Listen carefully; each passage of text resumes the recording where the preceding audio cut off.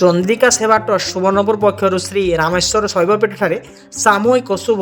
ବ୍ରତୋପନୟନ କାର୍ଯ୍ୟକ୍ରମ ମହାସମାରୋହରେ ପାଳିତ ହୋଇଯାଇଛି। ଗତକାଲି 16 ତାରିଖ ସନ୍ଧ୍ୟାଠାରୁ ଅଷ୍ଟପ୍ରହରୀ ନାମଯଜ୍ଞ ଅଧିବାସ ଓ ଚାରିକର୍ମ ଅନୁଷ୍ଠିତ ହୋଇଥିବା ବେଳେ ଆଜି ରାଜ୍ୟ ତଥା ରାଜ୍ୟ ବାହାରୁ ଆସିଥିବା 29 ଗୋଟି ଗରିବ ବ୍ରାହ୍ମଣ ବାଲକଙ୍କୁ ନେଇ ସାମୂହିକ ବ୍ରତ ଉପନୟନ ଓ ସାବିତ୍ରୀ ପ୍ରଦାନ କାର୍ଯ୍ୟକ୍ରମ ହୋଇଯାଇଛି, ଯେଉଁଥିରେ କି ଜିଲ୍ଲା ତଥା ରାଜ୍ୟର ବିଭିନ୍ନ ଅଞ୍ଚଳର ଏ ବ୍ରହ୍ମଚାରୀଙ୍କ ସହିତ ଶହ ଶହ ସମ୍ପର୍କୀୟ ଲୋକେ ଓ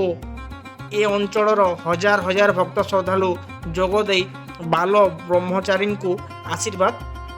କରିଥିଲେ। ଓଡ଼ିଶା ନଗର ଉନ୍ନୟନ ବିଭାଗ ଅତିରିକ୍ତ ସଚିବ ଶ୍ରୀ ସୁବର୍ଣ୍ଣପୁର ଜିଲ୍ଲାପାଳ doctor Nurparaj Sahu, ADM Rajendra Majhi, Sonepur BDO Pratik Kumar କର ଯୋଗଦେଇ ବ୍ରତ ମହୋତ୍ସବର ସମସ୍ତ ବ୍ରହ୍ମଚାରୀଙ୍କୁ ଶୁଭେଚ୍ଛା ଜଣାଇଥିଲେ। ସମସ୍ତ ସପକ୍ଷରୁ ବ୍ରହ୍ମଚାରୀ ସୁନୀଲ କୁମାର ଦାସ ରିଜୁ ମୁଣ୍ଡା, ସୁମିତ କୁମାର ଦାସ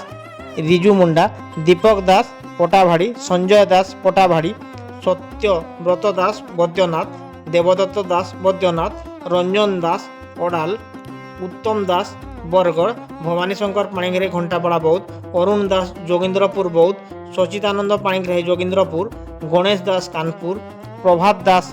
ତରାଇକେଲା, କାର୍ତ୍ତିକ ପାଣିଗ୍ରାହୀ ସମ୍ବଲପୁର, ସମ୍ବିତ ଦାସ କୁସଙ୍ଗ ବଲାଙ୍ଗୀର, ରୁଦ୍ର ପ୍ରକାଶ ପୂଜାରୀ ବୀର ମହାରାଜପୁର, ଶିକୁ ପଣ୍ଡା ବ୍ରାହ୍ମଣୀ, ପ୍ରିୟାଂଶୁ ମିଶ୍ର ବଲାଙ୍ଗୀର, ନୀଲେଶ୍ୱର ଦାସ ଥୁଆପାଲି ବରଗଡ଼, ମିକୁ ଦାସ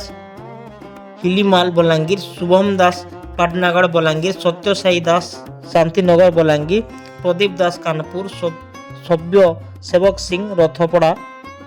ପାର୍ଥ ସାରଥୀ ଦାସ କଣ୍ଟାମାଞ୍ଜି ବଲାଙ୍ଗୀର, ବିଭୁ ପ୍ରସାଦ ଦାସ କଣ୍ଟାମାଞ୍ଜି, ରାଧାମୋହନ ମିଶ୍ର ଖୁଦପାଲି, ନିରୋଜ କୁମାର ଦାସ ଜୀବନ ଦାସ ଛତିଶଗଡ଼।